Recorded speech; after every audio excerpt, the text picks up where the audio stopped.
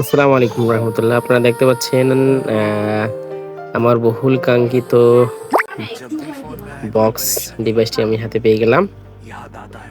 আসলে অনেক খুশি লাগতেছে।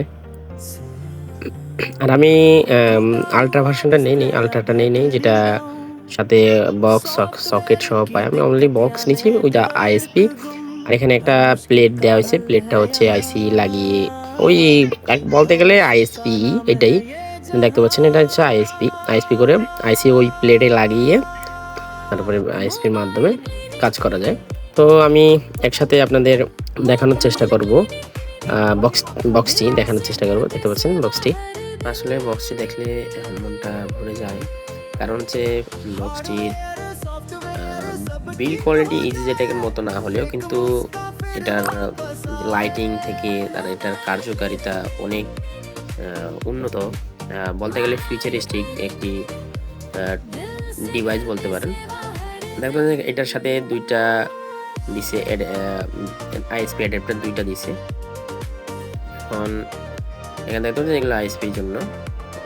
এগুলো হচ্ছে আগে প্রথম যেগুলো যখন ডিভাইসের সাথে বাইরে ছিল, যখন তখন এর সাথে দেওয়া হয়েছিল। তারপরে তো অনেক ধরনের আইএসপি আছে। এটা দেখতে পাচ্ছেন আমার ইজিজেটেক, আমি অলরেডি একজন ইজিজেটেক ইউজার, এই জন্য বলছি এইটার সম্পর্কে। ইজিজেটেক হচ্ছে অনেক স্পিড, এটার স্পিড দেখলে আমি আপনাদের মাথায় নষ্ট হয়ে যাবে।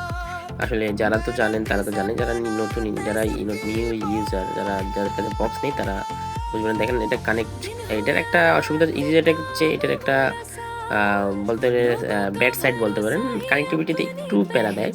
কারণ বিভিন্ন সেটিং চেঞ্জ করতে হয়। এখন দেখেন কানেক্ট হয়েছে, এখন আমি এফআরবি রিমুভ করলাম। এখন এফআরবি রিমুভ করার পরে আমি ডাম্প রিড করব, ডাম্প রিড করে আপনাদের স্পিডটা দেখিয়ে দেবো।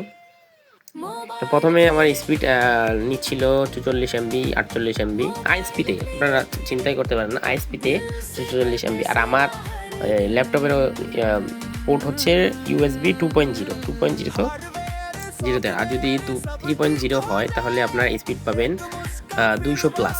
এখন আমি অ্যাভারেজ স্পিড পাইছি এখানে 29 এমবি। আর আমার 14 জিবি যে ডাম্প আমি রিড করছি, দেখেন 14 জিবি ডাম্প আমি রিড করতেছি।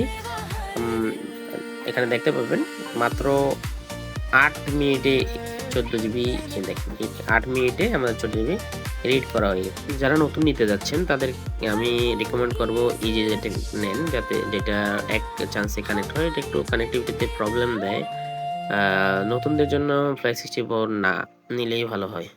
ভিডিওটি যদি ভালো লাগে লাইক কমেন্ট শেয়ার করে সাথেই থাকবেন। তাহলে আজকের মতো এতটুকুই। আসসালামু আলাইকুম রহমতুল্লাহ।